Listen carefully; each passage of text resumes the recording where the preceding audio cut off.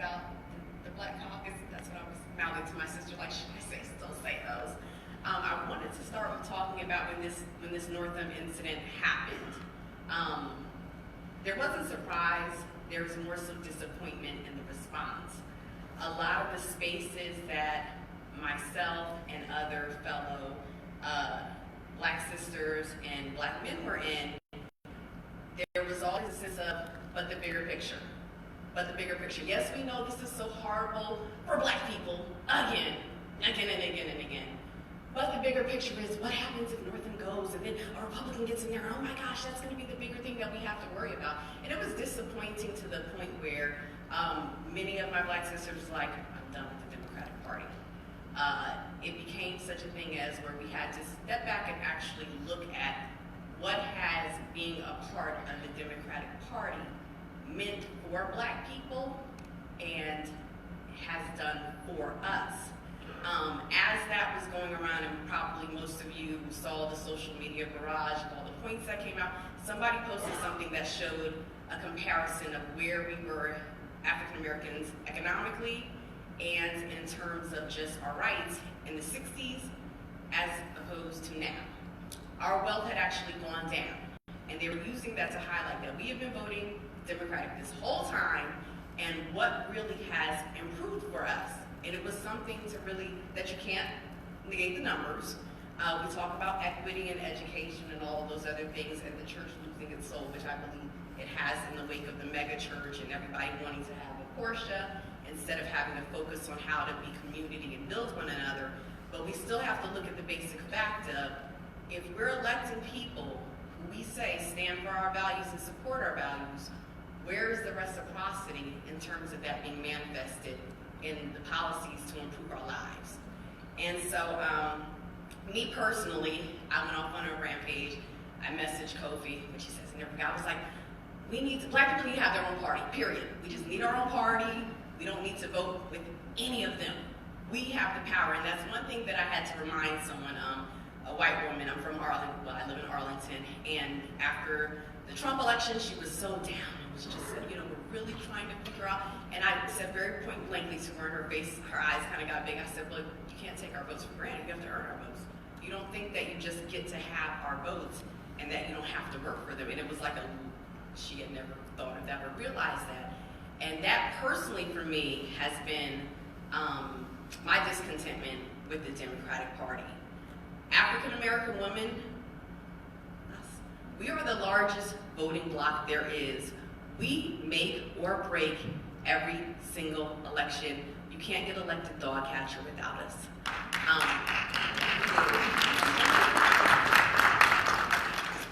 So to have spaces and think that it's okay to put a chair there for us and say, well, we'll allow you to sit here at the table. No, we are the table. You have no table without us.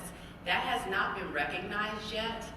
I think that there has been a conscious message to think that we don't recognize that. We do. We recognize our own power. So when the call came out, people were saying, a lot of people that were saying, you know what, I'm going to stay home this year. I'm not going to vote. If we don't vote, what happens to the Democratic Party? Where does it go from there? If all the Black people stay home, what happens? And for me personally, the gun to the head threat of, well, if you don't, a Republican will get in there. Let me tell you something about Black folks. We are resilient. That is the number one thing we are. Whether Republican or Democrat in there, we're going to be all right and we're going to make it. So I'm like, oh well. Trump is in it, everyone's, you got the pink pussy hat marching and all that other stuff. And I'm like, oh well, I'm not marching with you because when one of our babies gets shot in the street, I see not near pink pussy hat. I see no one standing up for those babies. I see no one standing up for our children. I see no one, even in my own town, Arlington, where we now have a Commonwealth attorney race that is of grave importance, and disclaimer, I am working on the campaign of the challenger person Taffy. Other than the fact that I was working on that, I was considering not voting to show cause and to show how much power we have. But I also know that we have a situation in our area where we have Black and brown children getting arrested at disproportionate rates and accounting for the 60% of the jail, number 9% of the population. I was like, no, Zaki, you can't stay home. You have to get in this one and fight this one and win. And I am doing that every single day because it's of that importance. Sorry, I'm gonna go to my notes for a second. So me personally, I am not tied to the D. I know that's like when black people say that. I am for anyone, I'm for policies. If you support policies that are going to improve the lives of African Americans and bring about equity and change for our communities, I don't care whether you're Republican, I don't care if you're independent, I don't care if you're Democrat. I am now a policy person, and that's how I look at it. And I actually, for me, I think that's how black people should be as a whole. Us being tied to any particular group has not benefited us in the sense that no one feels they have to earn our vote. That was seen very clearly in the wake of the fall from Northam. I will never forget, and I'm not a fan, when Hillary Clinton was running against then President Senator Obama, and she was really trying to get the nomination, and people said, well, what about the African American community? And she said, black people always vote as Democrats, they'll go right along. And that has been the pervasive mentality about our community. Oh, it's okay, they'll always go with us. You don't have to do anything, you don't have to change. You just show up one Sunday in church, and when they're there in class, and say, hoo-ha, and say, I have hot sauce, and they're gonna go ahead and vote with you. They're not going to demand that you have any type of issues that are going to support their communities. They're not gonna hold you accountable. Well, it's a new day. I personally was disappointed in the Black Caucus. Just that delegate, but I felt like we had more power than what was exercised in terms of the Northam situation, and that we did not exercise it. And for me, and I say this with all due respect, it felt very plantation-like that we just, again, fall in line and we don't stand up and say, this is not acceptable, we're not showing up for anything, we're not voting on anything, we're not going to sit down and caucus with anybody about anything until this situation is addressed appropriately. It never was. It got brushed under the rug of the next big thing that was going on. Northam's wife then had another incident. He had another incident where he got on TV and said, we're indentured servants and we're just here, we just got here somehow, and it wasn't that bad really. And there was no one within the Democratic Party, other than people had come out in the height of, yeah, him step down, afterwards, that really came up and said, you know what, this is wrong. We need to address it.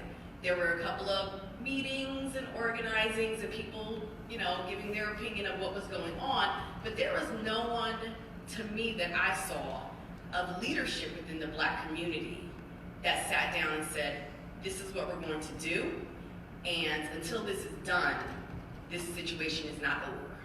And where are we now?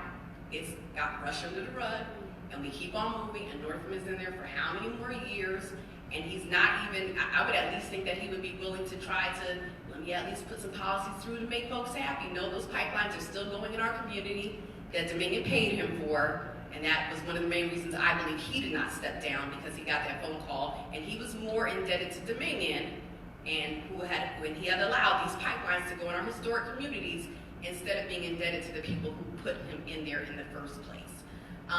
So for me, it was very clear, and the message was very clear about the respectability of our vote here in Virginia with the black leadership and with white people as well. I'm on different face groups like Indivisible and this, and no, we know this is so bad, but it's okay. And I'm like, I said to a friend of mine who's white, come get your people. He was like, yeah, you are my people. I don't know these people. Because it's always us who has to take the L. You look throughout history, it's always black women who have to take the L, but then we have to come back and save everybody else time and time and time and time again, and I'm personally tired of it. This goes to the whole point about with the black vote here in Virginia, and I believe this applies nationally as well, and the incident with Northam, it's not distinct here. It's played out in history over and over again, and we haven't gotten to the point, to me, where people are like, okay, enough. I'm there, I'm saying, okay, enough. I know other people that are with me that are saying, okay, enough. We're going to do things different. That brings me to the next question I had too, yay.